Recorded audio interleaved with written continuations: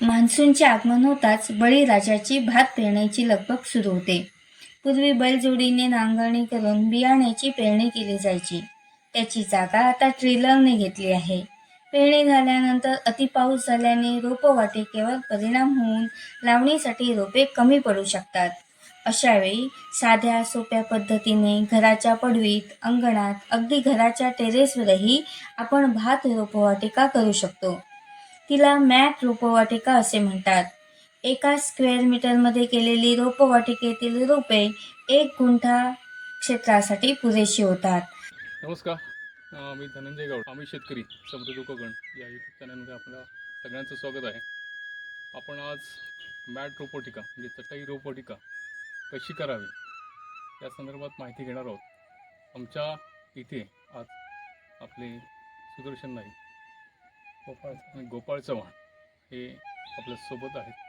हे या ठिकाणी मागच्या खरीप हंगामामध्ये या ठिकाणी भाताची शेतीशाळा घेतलेली होती आणि भाताची शेतीशाळा घेतल्यानंतर हे मुंबईतनं आलेले आहेत आणि नाईकसुद्धा सगळं मुंबईतनं आलेले आहेत आणि इथं आल्यानंतर शेतीशाळा बघितल्यानंतर त्यांनासुद्धा भात शेती करावीशी वाटली आणि आधुनिक तंत्रज्ञान स्वीकारल्यानंतर कमी जागेमध्ये आपण जास्त उत्पादन घेऊ शकतो त्यांना कुठेतरी पटलेलं आहे आणि आपण पिकू ते सेंद्रिय पिकू आणि विषमुक्त अन्न खाऊ ही त्यांची इच्छा होती. म्हणून ते आज आपल्यासोबत ही मॅट रोबोटिका जी आहे चटई रोबोटिका आहे ती बनवण्यासाठी आलेत. आपण आता मॅट रोबोटिका कशी करायची या ठिकाणी बघणार आहोत. या ठिकाणी आत्ता आपण मॅट रोबोटिका जी चटई रोबोटिका आहे त्याला थोडंसं उंच करावं लागतं जेणेकरून पाणी त्या ठिकाणी निचरून जाईल. त्या ठिकाणी आपण लांबीला आपल्या सोयीनुसार घेऊ शकतो, पण रुंदीला याची रुंदी हे 1 मीटर असली पाहिजे. म्हणून आपण 1 मीटर हे टेपमध्ये आता मीटर टेपमध्ये मोजून घेतो आहे आणि तसं मार्किंग करून हा गादी वाफा आहे तो गादी वाफा थोडासा उंच असा आपण तयार करतो. अशा प्रकारे हा आपण आत्ता गादी वाफा तयार केलेला आहे. फक्त साधारणपणे 1 वितीपेक्षाही कमी ही उंची आहे. हा उंच करण्यामागचा उद्देश असा आहे की पाणी जे आहे जे पाणी असेल ते याच्यावर निचरून जावं हा त्याच्यामागचा फक्त उद्देश आहे. आणि हा असा गादी वाफा तयार केल्यानंतर त्याच्यावर प्लास्टिक जे आहे आपल्याकडे जे टाकाऊ प्लास्टिक असेल असं प्लास्टिक त्याच्यावर अंथरून घ्यायचं आणि या प्लास्टिकवरच आपल्याला पुढे रोबोटिका तयार करायची आहे. प्लास्टिक उडून जाऊ नये म्हणून थोडी बाजूने माती लावून घ्यायची. अशा प्रकारे ही आपली फ्रेम तयार झालेली आहे आणि या फ्रेममध्ये आपल्याला 1 स्क्वेअर मीटरला साधारणपणे 40 किलो माती, 1 टोपली माती आणि त्यानंतर 1 गमली शेणखत तसं करायचं. 1 स्क्वेअर मीटरसाठी प्रमाण आहे आणि त्याच्यामध्ये साधारणपणे 1 स्क्वेअर मीटरमध्ये 100 ग्रॅम बियाणं हे आपण त्यामध्ये वापरतो. अशा प्रकारे आपण या फ्रेममध्ये आणून माती टाकलेली आहे आणि ही माती आणि शेणखत हे आपण आता एकत्र करून याची लेवल करणार आहोत आणि लेवल झाल्यानंतर याच्यामध्ये आपण भाताचं बी टाकून घेणार आहोत. हा आपला जो फ्रेम आहे ती 1 मीटर असल्यामुळे आपण 1 स्क्वेअर मीटरला 100 ग्रॅम बियाणं याप्रमाणे इथं आपण 350 ग्रॅम बियाणं हे मोजून घेतलेलं आहे आणि आता हे बियाणं आपण पेरणार आहोत. अर्धो एरिया घ्या म्हणजे तिकडून तुम्ही हे करशाल ना.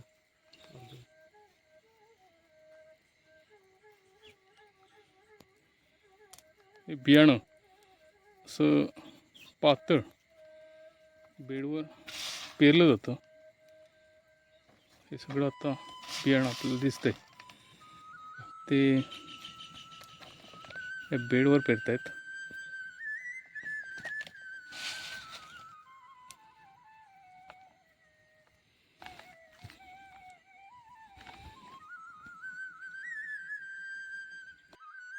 इथं आता आपलं हे भात जे आहे ते भात पेरून झालेलं आहे आणि हे जे उंची आहे आता मॅट टाकल्यानंतर एकूण उंची आहे ते फक्त हे 1 ते 1.25 इंचीचे आहे. 1 ते 1.25 इंचाची माती आपण याच्यामध्ये शेणखत भरलं आणि त्यानंतर आपण हे भात बियाणं रुजत घातलेलं आहे आणि हे भात बियाणं रुजत घातल्यानंतर हे पुन्हा झाकायचं आहे. माती किंवा शेणखत यांनी पातळ थराने हे अशा प्रकारे आता आपण झाकतोय भात बी आहे ते अशा प्रकारे झाकून घ्यायचं आहे.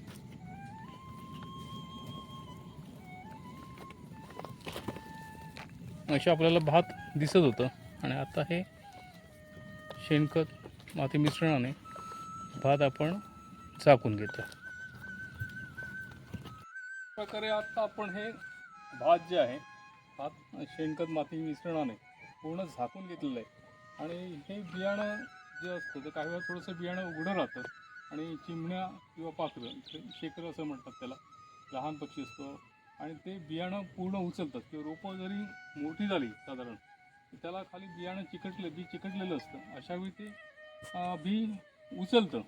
मग असं उचलतं त्यावेळी संपूर्ण ही नर्सरी आहे ही नर्सरी नष्ट होऊ शकते. म्हणून ही यानं झाकून घ्यायची, दिवसा ही झाकून घ्यायची कारण पाखरं काढतात. रात्रीच्या वेळी नेट लावून काढून घ्यायचे. जोपर्यंत भात रुजून येत नाही तोपर्यंत नेट लावून तसंच ठेवायचं. नाही तर पावसाच्या थेंबाने जे आहे ते हे भात जे आहे ते माती कमी असल्यामुळे धुवून जाण्याची शक्यता आहे. एकदा ते रुजून आला आणि मूळ धरलं की कुठलाही प्रॉब्लेम अडचण त्या ठिकाणी येत नाही. फक्त रोपं साधारणपणे 3 ते 4 सेंटीमीटर होईपर्यंत आपल्याला हे झाकावं लागतं. नाहीतर आपल्याला तेव्हा बसून त्या ठिकाणी राखावं लागतं. संपूर्ण दिवस शक्य नसल्यामुळे आपण हे नेटलावून आपण या ठिकाणी टाकलेलं आहे. जर पाऊस गेला असेल पाऊस नसेल तर याला झारीनं काढायचं आणि झारीनं पाणी द्यायचं.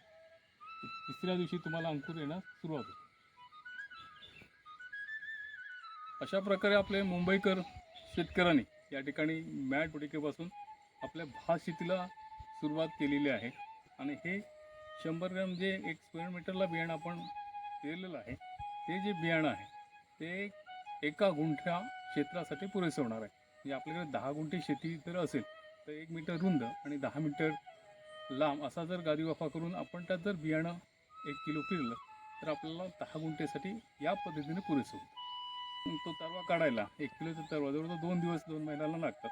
तर याच्या पद्धतीने फार 15 ते 20 मिनटं ही 1 किलो तरवा 10 गुंठ्यासाठी काढण्यासाठी पुरेसा होतो. हा त्याच्यामध्ये दोन्ही फायदा आहे. माणसं फार कमी लागतात आणि शेती करणं फार सोपं होतं. नमस्कार, मी सुदर्शन नाईक, देवलीवरची शेतकरी. ही आत्ता गावडे साहेब आणि कदम साहेबांच्या मार्गदर्शनाखाली आम्ही हे गादी वाफा पद्धतीने भाताची रोपवाटिका तयार केलेली आहे आणि ही आम्हाला अशी वाटते ही पद्धत आहे ही खूपच सुटसुटीत पद्धत, वेळ वाचवणारी आहे, मनुष्यबळ वाचवणारी आहे आणि येणाऱ्या काळात अशा पद्धतीने जर शेती केली तर फायद्याच्या दृष्टीने हे खूप मोलाची हे आहे. म्हणजे फक्त लावणीला जो वेळ जाईल तेवढाच वेळ तरवा काढणीचा वेळ पूर्णपणे याच्यामध्ये वाचेल असं आम्हाला तरी वाटतं आहे. आणि या माध्यमातून सगळ्या शेतकऱ्यांना मी नम्र आवाहन करू इच्छितो की या पद्धतीने आपण जर वाफा पद्धतीने तुम्ही पेरणी केली किंवा शेती केली तर फायदेशीरच होणार, त्याच्यात तर माझं दुमत नाही आहे. हो, मला सुद्धा असंच वाटतंय. कारण मी जे काही बघितलं त्यामधून खूप फायदेशीर आणि वेळ वाचण्यासाठी करण्यासारखं आहे. कारण आज मुंबईवरून गावात आलो परंतु इथे मनुष्यबळ नसल्यामुळे जास्त प्रमाणात आम्हाला ते करता येत नाही आहे. पण या माध्यमातून ते शक्य होईल. आणि आजच आमच्या मंदिरामध्ये भजन वगैरे असतं आणि सगळे गावकरी तिथे भेटतात.